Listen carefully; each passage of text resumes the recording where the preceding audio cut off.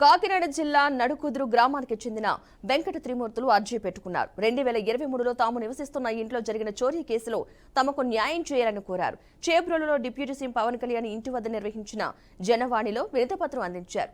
దీనిపై సమగ్ర విచారణ చేయాలని వేడుకున్నారు. త్రిమూర్తుల భార్య 320 గ్రాముల బంగారు చోరీ అయిందని చెప్పారు. కానీ పోలీసులు 69 గ్రాములు మాత్రమే రికవరీ చేసి తమకు అప్పగించే ప్రయత్నం చేస్తున్నారని తెలిపారు.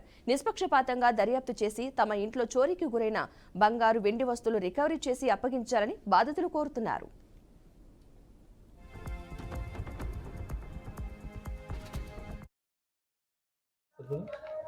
నమస్కారం అండి. నా పేరు ఉదగిరి లావణ్య అండి. మాది నడుకుదురు. మేము కొత్తగా వచ్చామండి.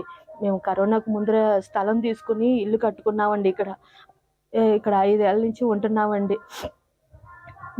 పోయిన సంవత్సరం ఇదే రోజుల్లో మా ఇంట్లో దొంగతనం జరిగిందండి. మేము జాన్తోట ఆశ్రమానికి వెంకటబాబు గుడికి వెళ్ళామండి. దర్శనం చేసుకుని వచ్చేసరికి మా ఇంట్లో బంగారం అది దొంగతనం చేసేసారండి. పోలీసులను అడిగినా ఏమీ సమాధానం చెప్పట్లేదండి. అందరూ వచ్చారండి, పోలీసులు కూడా వచ్చారు, డ్రాగ్స్ వచ్చింది, అంతా కూడా చూసుకున్నారండి. పోలీసులు మాత్రం మాకేం తెలియదు, అదే ఎంక్వైరీ చేస్తున్నాను, మమ్మల్ని విసిగించకండి, ఆత్మాని వీళ్ళ దగ్గరికి వాళ్ళ దగ్గరికి వెళ్ళిపోతున్నారేంటి, ఎస్పీ గారి దగ్గరికి ఎందుకు వెళ్తున్నారు, ఆత్మాని ఎస్పీ గారి దగ్గరికి వెళ్తున్నారు ఏంటి, మమ్మల్ని ఏడిపిస్తున్నారు అని మేము ఎంతో చెప్తున్నా సరే వినట్లేదండి. తర్వాత వాళ్ళు వచ్చి ఇలా దొరికింది, ఫిబ్రవరి నెలలో దొరికింది అని చెప్పారండి.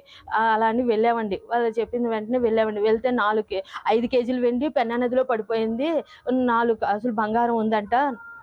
30 కాసుల బంగారానికి 4 కాసుల బంగారమే ఉందంటండి. ఆ 4 కాసుల బంగారం వాళ్ళది మాది కాదండి. ఏదో కొంచెం పోలీసుల దగ్గర ఉంటుంది కదండి, ఆ బంగారం ఏదో చిన్న